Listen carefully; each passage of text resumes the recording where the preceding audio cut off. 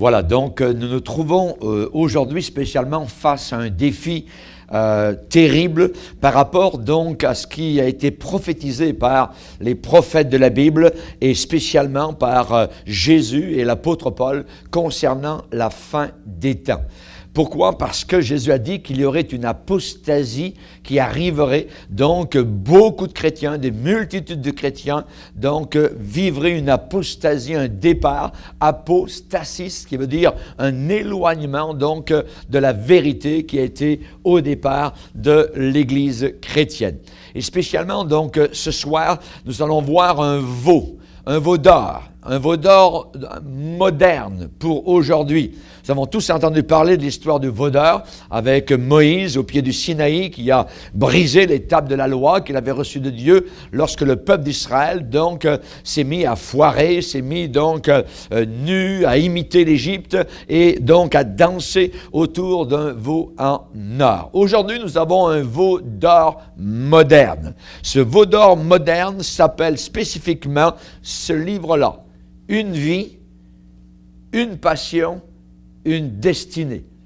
Ça a l'air comme titre merveilleux, écrit par Rick Warren, qui est sorti donc en 2002. J'ai ici la copie originale, donc j'ai acheté moi-même aux États-Unis, The Purpose Driven Life, donc qui a été traduit en français et aussi qui a été traduit dans beaucoup de langues du monde. Actuellement, non pas 1 million d'exemplaires, non pas 10 millions d'exemplaires de ce livre, non pas 20 millions d'exemplaires de ce livre, mais 22 millions d'exemplaires donc de ce livre. J'aimerais lire dans la parole de Dieu, dans Apocalypse 12, où on nous parle du diable, où il est dit au verset 11, « Ils l'ont vaincu », en parlant de Satan, « ils l'ont vaincu à cause du sang de l'agneau, et à cause de la parole de leur témoignage. Et ils n'ont pas aimé leur vie jusqu'à craindre la mort, jusqu'à avoir peur de la mort. C'est pourquoi réjouissez-vous, cieux, et vous qui habitez dans les cieux. Malheur à la terre et à la mer, parce que le diable est descendu vers vous, animé d'une grande colère, sachant qu'il a peu de temps. Le livre de Rick Warren, Une vie, une passion, une destinée, je dirais que ce livre déshonore complètement la nature même de Dieu. Et vous savez qu'il n'y a rien qui détruit plus vite, plus rapidement, plus sournoisement que de merveilleuses vérités bibliques, bien enveloppées, bien enrobées, avec un vêtement que j'appellerais religieux. Nous sommes à l'époque du veau d'or. Et ce veau d'or, avec ses pépites d'or, dont voici une, remplit actuellement les étagères, les comptoirs de nos librairies dites chrétiennes. La plus grande bataille qui fait rage actuellement dans l'Église chrétienne, c'est à partir de la doctrine, de l'enseignement de Robert Schuller. Robert Schuller est le pasteur de la cathédrale de Verre en Californie. Il enseigne, son évangile, c'est l'estime de soi. L'estime de soi, self-esteem, l'évangile de la prospérité, tout en parlant de Jésus et de l'évangile. Et donc, cela fait échec à l'évangile du sang de la croix de Jésus-Christ. Et cette doctrine n'est pas nouvelle, puisqu'elle descend de Norman Vincent Peale. Votre pensée peut tout. Le positivisme, voyez. Évidemment, par exemple, pour vous montrer comment Robert Schuller voit les choses, si on pose à M. Schuller sa définition du péché, il va dire le péché est un acte qui me vole mon estime de moi. C'est ça le péché. C'est drôle. La Bible dit que le péché est une offense envers Dieu, mais tout d'un coup, là, c'est moi qui suis volé.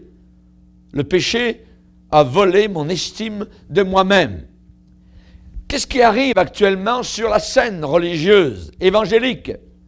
C'est un humanisme religieux, c'est-à-dire une déification de l'homme.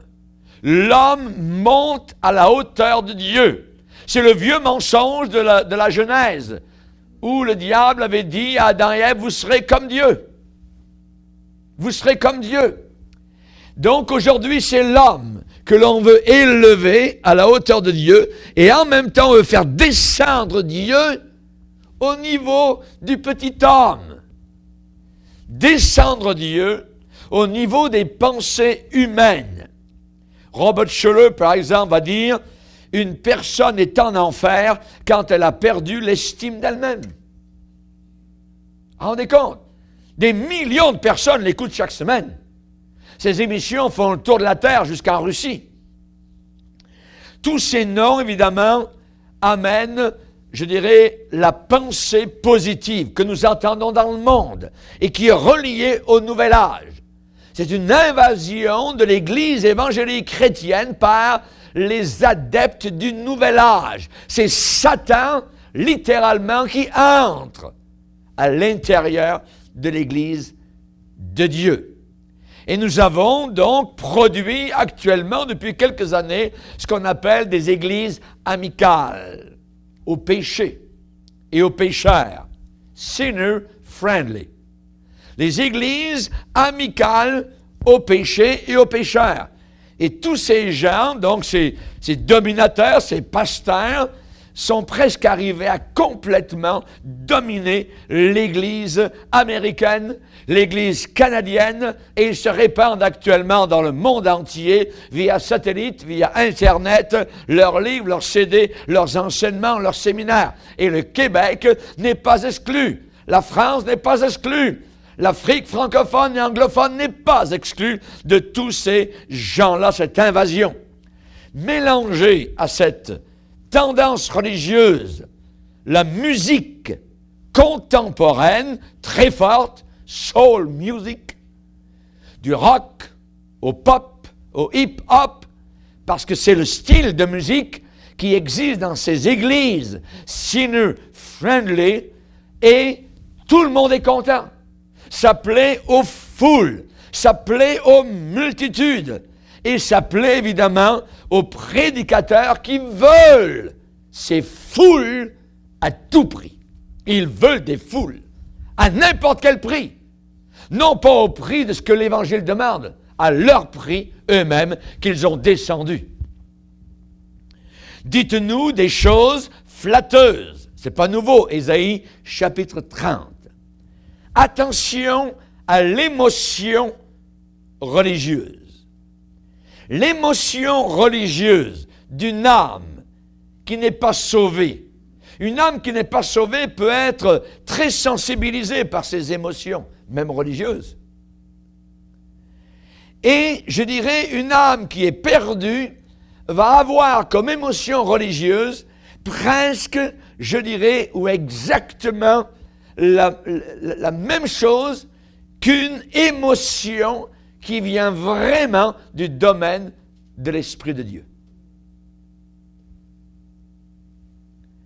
Ça veut dire que des gens non sauvés peuvent pleurer, peuvent être touchés par une ambiance, par une musique, par un genre d'enseignement. Et je dirais que le témoignage intérieur de ce qui provient vraiment du domaine spirituel authentique est certainement aux antipodes, très éloigné de toutes ces émotions très superficielles. Rappelez-vous une chose, c'est que la majorité des gens, de ces gens d'église, qui sont dans ces grandes églises, amis des pécheurs et amis du péché, dans ces grandes églises où ces gens ont été accueillis, bras ouverts, d'où proviennent-ils ces gens-là? Ils arrivent d'églises mortes. Ils proviennent d'églises mortes où ils se trouvaient auparavant. Et où même, je dirais, les alléluia et les amen étaient totalement proscrits, bannis. Et ce genre de foule était totalement prête, mûre, pour rien de mieux que le vide auquel ils étaient déjà habitués. Et c'est ce qui se passe. Il est très étrange de voir ces églises qui ont rejeté l'adoration en esprit et en vérité tomber en amour aussi rapidement avec quelque chose d'aussi frivole, superficiel que ces nouvelles tendances. Le livre de Rick Warren, Une vie, une passion, une destinée, ou encore en anglais, The Purpose Driven Life, eh bien, il a écrit aussi un autre livre qui s'intitule The Purpose Driven Church. Ce n'est rien d'autre que la fausse doctrine de Robert Schuller avec un nouveau visage. Ce n'est rien d'autre que la doctrine, l'ancienne doctrine de Norman Vincent Peale avec une bonne dose d'émotion. Et nous avons là, de façon très claire, une poussée, un effort pour enseigner les gens à être religieux tout en étant complètement vidés, dépouillés de la grande vérité de l'expérience de la nouvelle naissance. On leur donne ce qu'ils veulent, sauf la nouvelle naissance, sauf la porte ouverte du ciel. La porte du ciel reste fermée pour ces gens-là. La nouvelle naissance est une expérience radicale qui vient uniquement par une repentance authentique, mais on ne parle pas, hélas, dans ces milieux-là, ni d'enfer, ni de repentance. On parle spécialement, évidemment, d'estime de soi-même. Tous ces gens-là sont tous des victimes. La croix n'est pas élevée. On ne dénonce pas le péché. On ne montre pas le pécheur comme ayant péché, offensé Dieu, ayant besoin d'un sauveur. Non! On leur parle de religion. On leur parle de Jésus. On leur parle simplement, donc, d'une bonne dose de religion. Pouvez-vous imaginer, un seul instant, les gens religieux d'aujourd'hui dire à l'apôtre Paul ou dire à l'apôtre Pierre, « Hey les gars, vous les apôtres, vous allez baisser un peu le ton, vous allez adoucir les choses, vous allez vous calmer un peu, Paul, Pierre, baissez la barre. Arrêtez de prêcher la doctrine de piété.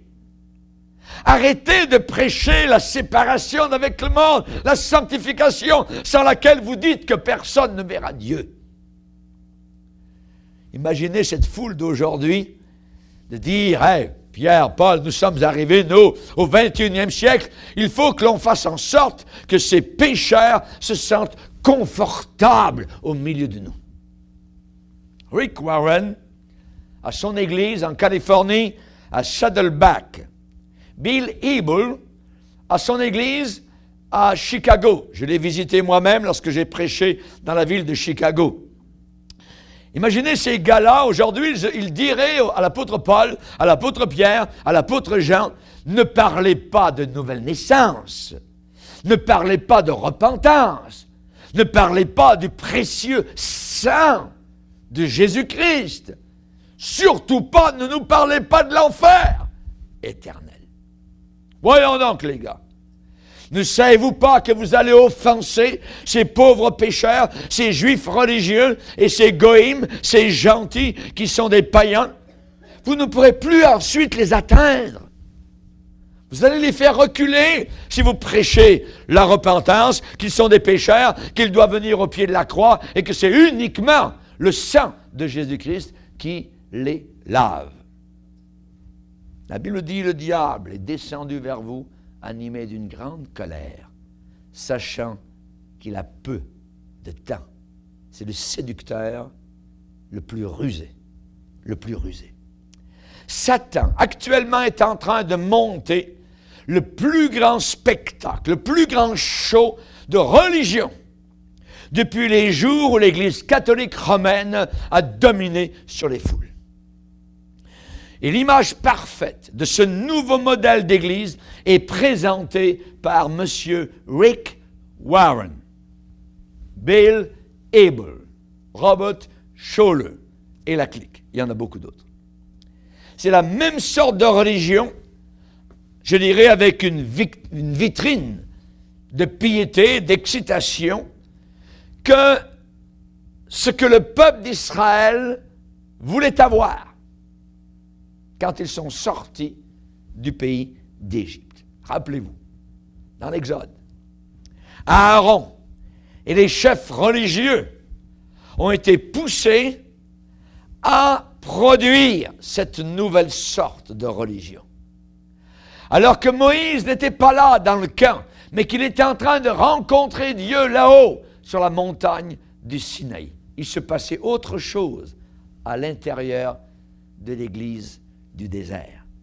Dans l'Exode, on lit une merveilleuse révélation de Dieu qui avait déjà été expérimentée par le peuple d'Israël quand soudain, ils sont mis à adorer un veau en or. Rendez compte? C'est bouleversant. C'est accablant. On est remué, on est confondu. Qu'est-ce qui se passe? Tous ces gens-là avaient déjà eu des révélations magnifiques de Dieu. L'agneau de la Pâque qui avait été saigné, dont le sang avait été placé sur le linteau des portes. Ils avaient vu la mort de tous les premiers-nés dans toutes les familles d'Égypte. Ils avaient vécu le grand miracle de passer entre deux murailles d'eau qui possiblement avaient une centaine de mètres et plus de chaque côté. Ils avaient vu des choses merveilleuses, la destruction de la plus grande armée sur la terre à l'époque. Et ils avaient vu les roues être démontées et le corps de ces vaillants cavaliers flotter sur les eaux de la mer qui s'était refermée sur eux. Ils avaient vécu la manne qui descendait tous les jours, les cailles qui étaient venues sur le camp pour nourrir le peuple, l'eau du rocher qui avait été frappée et l'eau avait coulé cristalline et fraîche en plein désert. Des milliers de litres d'eau avaient coulé de ce rocher en plein désert. Une multitude de millions de personnes avaient été désaltérées. Moïse était en haut d'une colline un jour, avec la verge de Dieu dans sa main, et Amalek avait été battu, vaincu à plate couture en bas dans la vallée. Israël, n'oubliez pas, n'avait absolument aucun entraînement dans la guerre, aucun training dans la guerre. Et Israël avait été récemment délivré de 400 ans, 4 siècles d'esclavage. Et ils avaient vaincu complètement Amalek, son armée, une armée qui était très très bien entraînée et formée. Et Dieu s'est révélé à cette occasion comme étant l'Éternel, ma bannière, Jéhovah Nissi. Comment, après de si grandes révélations de Dieu, soudain, au pied de la montagne du Sinaï, il y a un spectacle religieux qui est mis en évidence par un veau en or. Rappelez-vous, 3000 personnes sont mortes. 3000 personnes sont mortes. Le jugement de Dieu est tombé. Et la Bible nous dit dans le Nouveau Testament, ces choses leur sont arrivées pour servir d'exemple. Elles ont été écrites pour notre instruction, à nous qui sommes parvenus à la fin des siècles. Israël a été corrompu par cette même philosophie qui pénètre actuellement aujourd'hui à l'intérieur des rangs de l'Église de la fin des temps. Être amical avec les pécheurs et être amical avec le péché. Aaron a voulu moderniser le service de Dieu. Il a voulu moderniser l'Église du désert. Et il a cédé aux pressions du peuple. Le barrage de la sainteté a craqué. Des milliers de morts. Le monde religieux actuellement vit les mêmes choses. Le monde religieux est en train de plier actuellement devant un veau d'or contemporain. Pourquoi? Parce que la voie du Seigneur est trop étroite. On ne peut plus accepter ça aujourd'hui. Nous sommes rendus l'an 2000 passé, voyons donc. La voie du Seigneur est trop étroite pour eux et trop aussi étroite pour leur poche. Leur poche n'est pas assez remplie d'argent. La sainteté, la sanctification pour eux, c'est du légalisme. La sainteté, la sanctification, c'est complètement dépassé, c'est hors de la pensée des gens d'aujourd'hui. Être délivré de l'alcool, être délivré du concubinage, être délivré de la cigarette, c'est complètement dépassé pour ces gens-là aujourd'hui. Et ça va finir dans le même jugement qui arriva pour la religion du veau d'or. Allez dans votre librairie chrétienne locale. C'est un endroit très dangereux aujourd'hui. C'est miné. C'est miné. Le diable a ses livres. Dieu a les siens aussi. Mais quelqu'un qui ne connaît pas la différence va se faire piéger totalement. La librairie chrétienne locale, je dirais, en dehors de l'église locale, il n'y a probablement aucun autre lieu qui a le plus d'influence spirituelle que la librairie dite chrétienne. Il y a beaucoup de chrétiens pour qui les livres chrétiens est un supplément à ce qu'ils entendent le dimanche. Mais attention, ça ne veut pas dire parce qu'un livre est sur une étagère d'une librairie chrétienne locale qu'il est correct, ce livre, doctrinalement, ou qu'il est même un bénéfice spirituel. Ce livre même est capable de vous emmener en enfer. Et Rick Warren, avec son livre « Une vie, une passion, une destinée », a fait exactement aux évangéliques ce que Rick Joyner a fait aux pentecôtistes. Le titre même, « Une vie, une passion, une destinée », c'est comme un feu dans la pensée humaine. Je veux lire, ça doit être merveilleux. Une vie, une seule vie, une passion, une destinée. Vraiment, ça va répondre à mes besoins. Chacun aujourd'hui recherche quelque chose pour les intriguer. Aujourd'hui, tous les gens cherchent quelque chose qui va ajouter une certaine perception à leur vie qui pourra enflammer leurs émotions. Qui pourra enflammer, je dis bien, leurs émotions.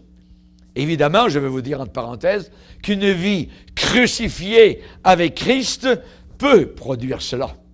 Certainement. Mais ça coûte cher.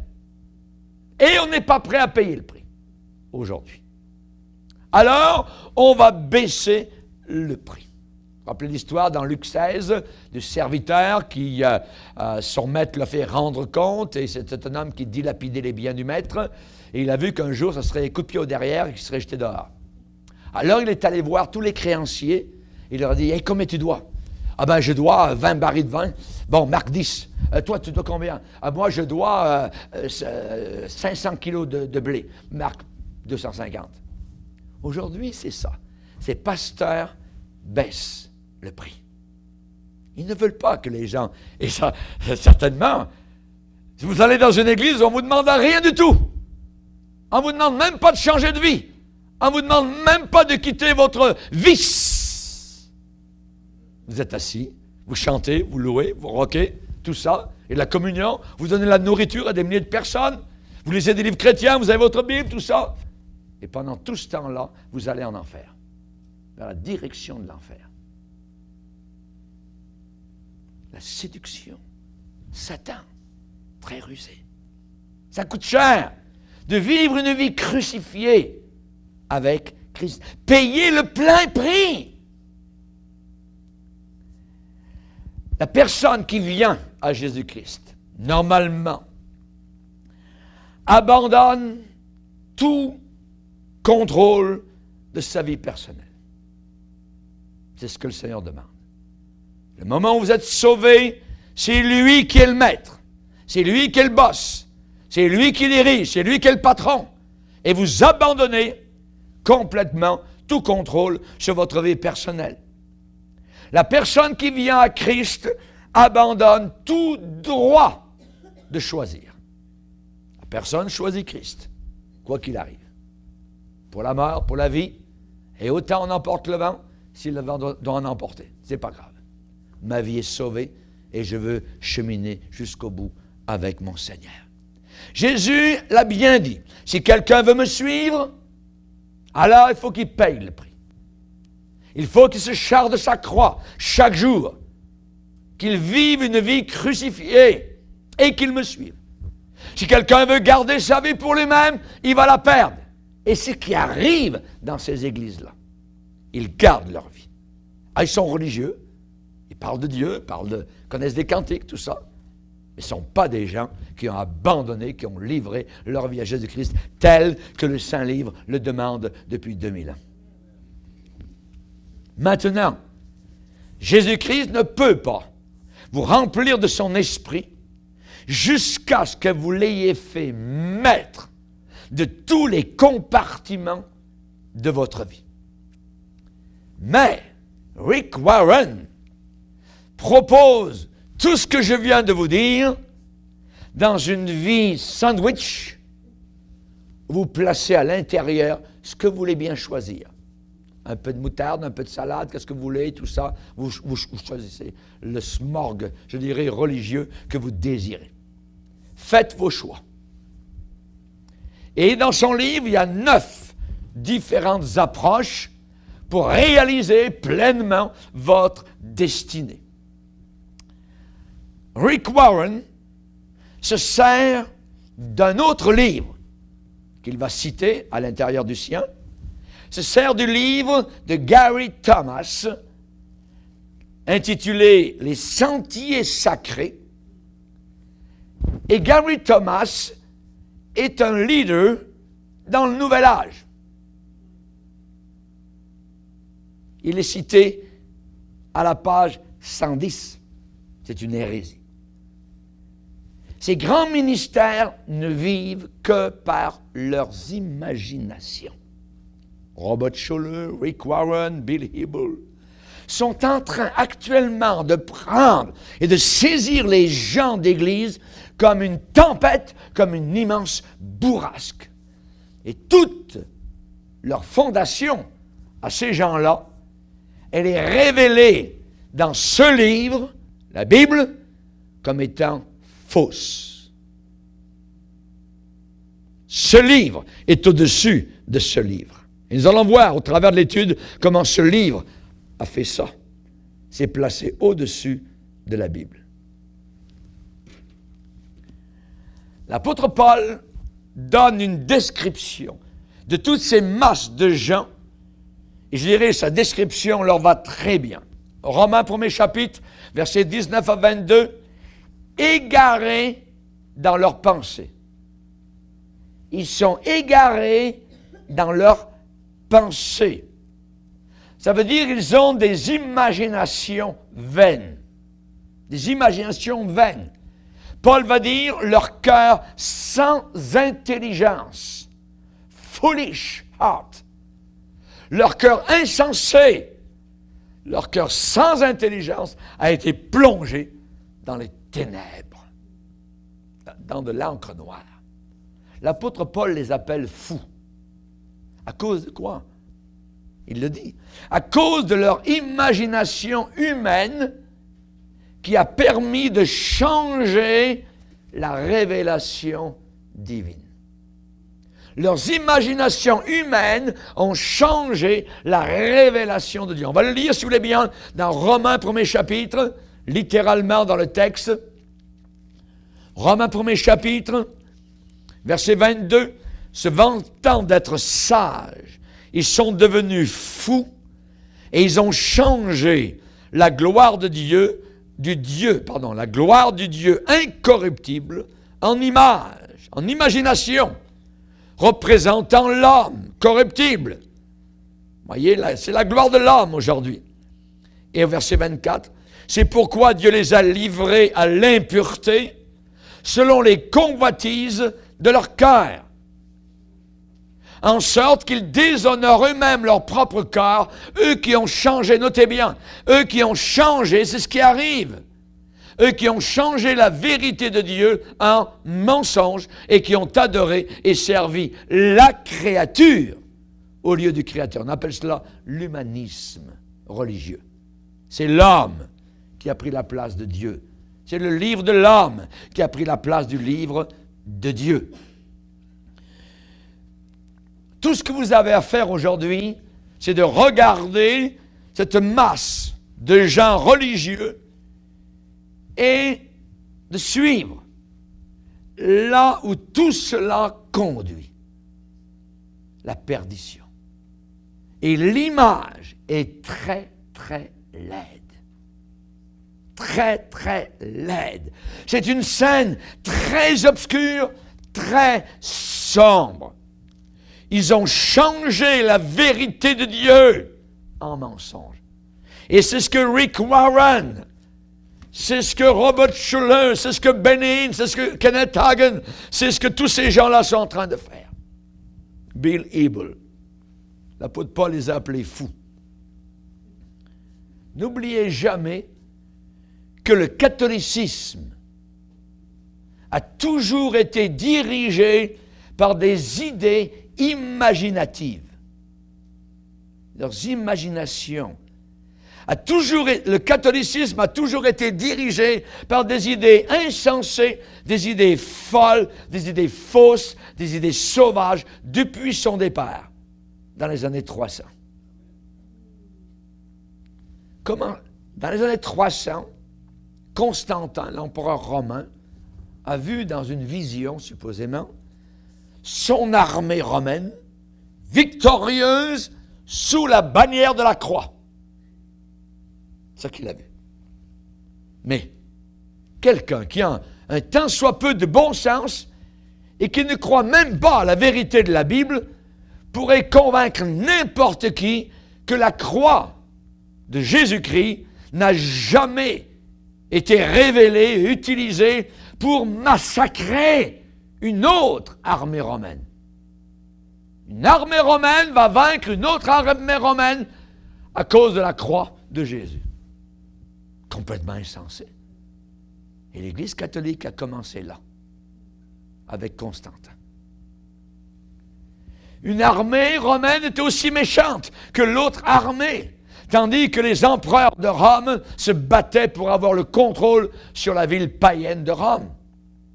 Et quand les chrétiens, entre parenthèses, d'Europe, sont allés en Israël pour délivrer le tombeau du Christ, pour délivrer les lieux saints, dans les croisades, et ils ont massacré un paquet de musulmans qui étaient là, qui vivaient là. Mais c'était tous des païens, c'était des catholiques romains. C'était des païens.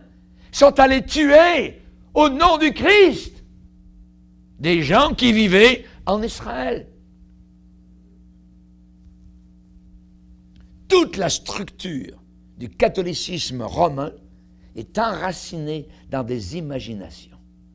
Juste des imaginations, des pensées folles, insensées, des pensées déréglées, dissolues complètement, égarées dans leurs pensées, leur cœur sans intelligence. Plusieurs des stations du chemin de la croix n'ont rien d'autre que de l'imaginaire pur et simple. La femme qui est allée avec son voile pour essuyer le visage du Christ, jamais existé. Les escaliers sur lesquels supposé le Christ est monté, je ne sais pas lesquels, ont été transportés à Rome. Les escaliers. La folie. La résurrection de Jésus-Christ, telle que décrite par les catholiques stigmatistes, qui supposément le vendredi saint ont du sang qui coule de leurs mains, comme le Padre Pio à une certaine époque. C'est un paquet de choses folles. C'est insensé. Porter le scapulaire, la vente des indulgences pour gagner des indulgences pour passer du purgatoire au ciel. Les apparitions de Marie, Lourdes, le voyage des morts vers le purgatoire, les statues qui pleurent, l'ascension de Marie avec son corps au ciel, la messe, l'hostie qui soudain dans la messe devient le corps réel de Christ et le vin du curé devient le sang réel de Christ. C'est tout des imaginations. Il n'y a rien de vrai. Rien de vrai. Tout cela est tissé à partir d'imagination humaine. Il n'y a pas une once de vérité. Et ça prouve que le plus grand outil de Satan, c'est le feu d'un esprit indiscipliné, débridé, un faux feu. Rappelez-vous ce qui est arrivé aux deux fils d'Aaron, qui sont rentrés devant le Seigneur, peut-être enivrés, sont morts tous les deux. Un faux feu. Dieu a dit, pas de faux feu devant moi. Là-dedans, du faux feu. Du faux feu qui amène la mort. Benin, Kenneth Hagin, Rick Warren, Bill Hybels.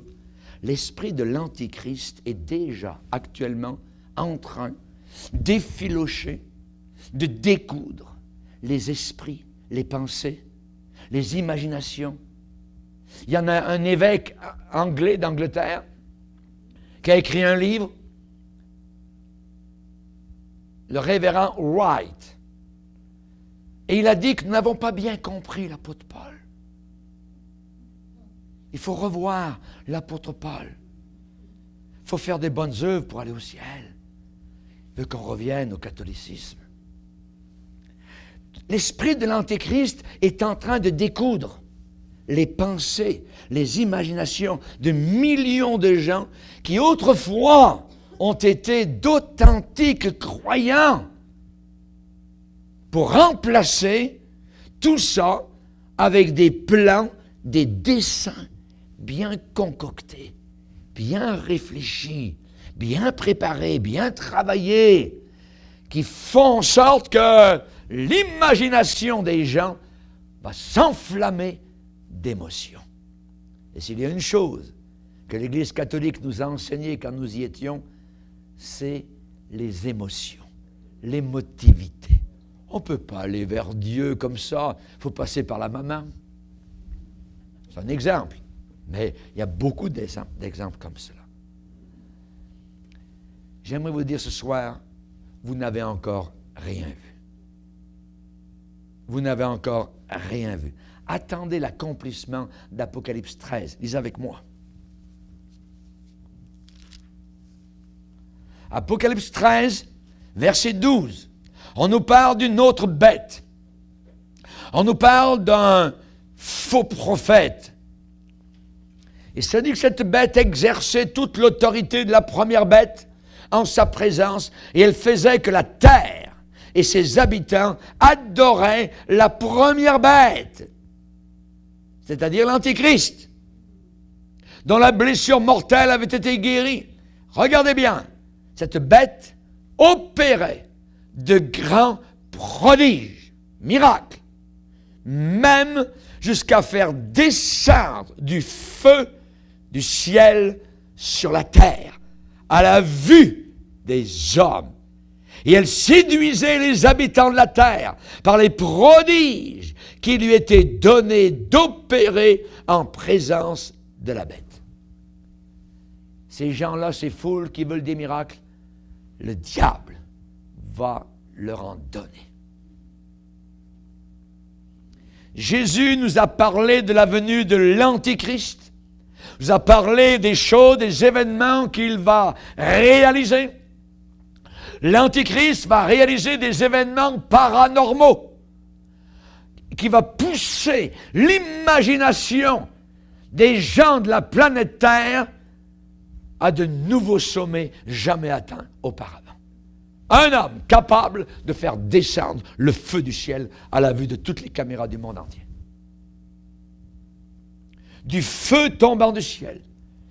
même une statue de l'Antéchrist, une image de l'Antéchrist qui devient animée, qui prend vie, qui parle, qui condamne ceux qui le rejettent et qui commande même leur mort, leur décapitation. Lisez avec moi dans 2 Thessaloniciens chapitre 2. 2 Thessaloniciens chapitre 2, verset 9. L'apparition de cet impie se fera par la puissance de Satan, avec toutes sortes de miracles, de signes et de prodiges mensongers, et avec toutes les séductions de l'iniquité pour ceux qui périssent parce qu'ils n'ont pas reçu l'amour de la vérité pour être sauvés. Aussi Dieu va permettre cela, il est en train de le permettre, aussi Dieu leur envoie une puissance d'égarement pour qu'ils croient au mensonge, afin que tous ceux qui n'ont pas cru à la vérité, mais qui ont pris plaisir à l'injustice, soient condamnés. Le bout du chemin de ceux qui suivent Rick Warren, Bill Hybels, Robert Schuller, c'est la perdition. C'est l'enfer éternel. Un faux feu. Dès maintenant, les idées imaginatives sont en train d'inonder le monde religieux. Et elles sont toutes une préparation pour la pensée ultime d'un Dieu sur terre qui proclamera être le vrai Dieu, mais qui est en réalité l'antichrist. Uniquement les saints pieux, ceux qui ont leur nom écrit dans le livre de vie de l'agneau, pourront prendre une position ferme contre ce qui arrive maintenant sur la scène religieuse. Écoutez-moi bien. Si vous n'êtes pas sola scriptura, ce qui veut dire si vous n'êtes pas uniquement sur les Écritures, que va-t-il vous arriver? Vous êtes déjà assis comme un fou, comme une folle qui attend la prochaine marotte religieuse. Je serre ta parole dans mon cœur afin de ne pas me laisser égarer. Il viendra un temps où les hommes ne supporteront plus la saine doctrine, mais ayant la démangeaison d'entendre des choses agréables. Choses agréables, vous les avez toutes ici. C'est pour ça 22 millions d'exemplaires. 22 millions d'exemplaires. Beaucoup de papier, beaucoup de monde, beaucoup de chrétiens séduits. Il viendra un temps où les hommes ne supporteront plus la saine doctrine, mais ayant la démangeaison d'entendre des choses agréables, se donneront une foule de docteurs, détourneront l'oreille de la vérité et se tourneront vers des fables. Tout un monde d'imagination qui prépare tous ceux qui n'ont pas pris plaisir uniquement dans la vérité pour être sauvés. Ces gens-là seront perdus. Nous allons nous arrêter ici maintenant pour notre première partie. On passera ensuite à la deuxième.